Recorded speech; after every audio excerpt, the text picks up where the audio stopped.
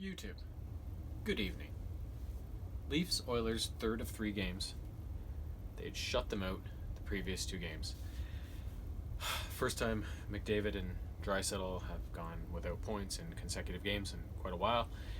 And the thing I wanted to see most is that they got both Matthews and Anderson back in the lineup tonight, and I wanted them to pitch another shutout, which would have meant they would have gone back to back to back shutouts, all with a different goalie each time, and they came very, very close. And I thought about that because I knew Anderson was close after the second game finished. I was like, oh, I wonder if Freddie gets back. That's possible. And I was like, I assume that would be a record. Like, that's a pretty rare thing to have an opportunity to happen in the first place, and then even harder to have three shutouts in a row, right? And they talked about it tonight, and they said that would have been a record. So it's too bad they couldn't grab it, because that would have been a cool little sidebar to the whole season and everything. But no matter what, Leafs came out tonight and kind of blew the doors off the Oilers again. Oilers had a bit of an edge early on. They got up 5-0 in shots and looked to be competing a bit, but then the Leafs just took over again.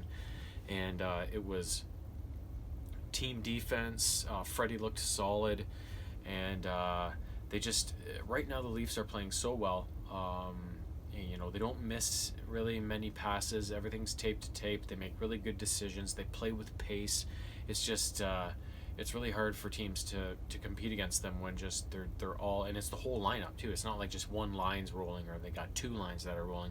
The whole lineup is playing really well, and when you can throw four lines over the boards and have them all take it to you, right? Like, that's hard to deal with, right? So tonight, even with Matthews back, it was the lesser lines that kind of carried the night. Like I said, everybody was rolling, everybody played well, everybody had chances, but it was the bottom two lines that got, I guess, the bulk of the scoring done. So I don't even remember how all the goals went, because there were 6 of them. So I'm not going to describe them in great detail, but and then none of the channels were playing Sports Center right after the game, so I couldn't even go back and look at them again. But and I didn't want to go online and waste time. So just prior to the halfway point in the first period, the Leafs got up 1-0 on a Jimmy Vesey goal. This one I do remember. It was a long stretch pass by Bogosian up the right side boards, I think, right to Travis Boyd, who was waiting at the Edmonton blue line. He just flipped it, saucer pass, cross ice, right to Spezza, who was streaking down the middle, and then Spezza then threw it over to the left side to Vesey, who beat Smith on the blocker side there. And that's the way the first would end. It was only 1-0, but then the second period, they just kept blasting away, right? Vesey got the first one in the second period early on, and then it was, I believe, Tavares on the power play, and then Mikheyev later on, and then Edmonton would score. I think it was 4-1 Leafs for a little while, and then Nylander would tack one on at the end of the period, and it was 5-1 going into the third. And then in the third period on the power play again, Hyman got one, and the final score was indeed 6-1. So as you can see, like, there was a Hyman goal, a Mikheyev goal, 2 Vesey goals, so guys lower down in the lineup that you don't think of as their premier offensive players, although Tavares and Nylander did score, and that's good, because Nylander was kind of dormant there for a while, but now he's probably got 4 goals in his last 4 or 5 games or whatever it is, so he's kind of got going again. And then we all know Tavares has been struggling a bit, but he's been playing better of late and got some assists and stuff, but now it's nice to see him get a G on the board, so hopefully that helps him along. And then Mikheyev, the guy plays so well, he's got so much speed, he is a joy to watch, and he's just snake bitten for goals.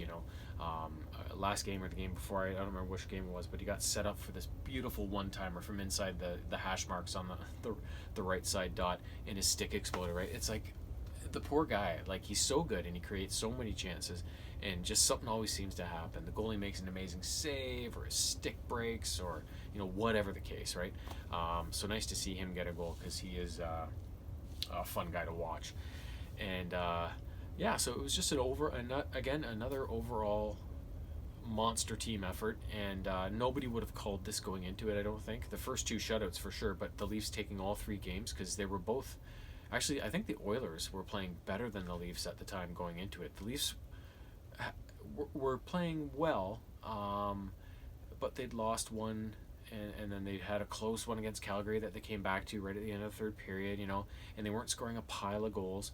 But as they got into this Edmonton series, they just, they were ramping up to that, and then it just snowballed, and they just played so well, and and to take down a team like Edmonton that's got the top two scorers in the NHL, plus they had won their last 11 of 13 or whatever it was.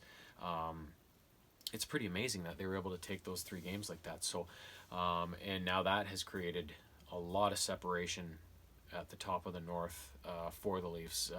I think Edmonton has now fallen out of second place behind the Leafs, and I think it's now Winnipeg. So yeah, they're really keeping that kind of stranglehold on the top of that division. So yeah, they play Vancouver tomorrow night, so it's back to back. Hopefully they can muster a good effort and have a chance to win that one as well. But yeah, overall impressive. And one of the sidebars tonight was that Zach Hyman and the Edmonton goalie Mike Smith were getting into it with each other. They were whacking and hacking and talking at each other all night long. And I've never really been a big Mike Smith fan because, and I mentioned this last game or whatever when he spazzed out on somebody. He's just a spaz, I forget what it was the other night, but he flipped out on somebody and wasn't even the right guy. He was going after Mikheyev, and it was somebody else that had hit him. And then tonight, him and Hyman had been going at each other, and Hyman hadn't really even done anything. He flew by him at the net to try and take the puck from him. I don't know if he, hit him by accident or if he hit him at all. I don't know, or he just didn't like the fact that he skated so close to him. I don't know. But then after that, he had to burn his saddle all night, and at one point Hyman got driven into him by one of the Edmonton players, and then he gets up and he starts whacking him in the back of the head, and it's like, what the fuck? Like, hit your teammate who pushed him into you, right? Like, it doesn't matter. He just wigs out, which is good because I think when he wigs out, he just becomes less effective, right? Like, I think it pisses him off and it rattles him, and so he can do that all he wants. Good for us, right? But yeah, I don't mind goalies that freak out and show a bit of color and a bit of toughness and stuff, but I hate it when they go after somebody and it's like, well, what the hell are you doing? A, that's the wrong guy. B, he didn't even do anything. It was your own teammate that did it. Like things like that just piss me off. So so I thought that was kind of funny. And Hyman getting the last goal of the game was just like the icing on the cake, right? So yeah. And the other thing I've noticed is that Draisaitl's a bit of a dirty bastard. He gets frustrated when he can't score, and then he'll throw a cheap little punch on somebody or whatever, and he doesn't seem to get called for it either. It's like, what the hell? I wish somebody would go after him, just to, you can't go after the game's stars though, right? But it would be nice to see somebody really lay into him, and after he does something like that, to maybe send a bit of a message. But because I like the Oilers, they're actually my second favorite team after the Leafs. But whenever they play each other, it's the divide is there. So, McDavid's one of my favorite players outside of the Leafs players. I've never been a big Draisaitl guy. Like, I know he's good and he's always at the top of the league in scoring, but to me, it's all McDavid. I'm not a big Draisaitl guy. In this kind of series, and watching him do some of that stuff has kind of helped keep that the way it is, right? So. But anyways, this 3-game set is over. I'm sure they'll see the Oilers at least one more time because they've played them quite a bit. At least 2 series, so they might have one more series coming up somewhere towards the end of the season or whatever. But it was entertaining, it was productive, and all 3 games ended the way I wanted them to, with 2 points for the Leafs. So we'll see what happens tomorrow night, and let's see if we can extend that lead even more atop the North Division. Sayonara.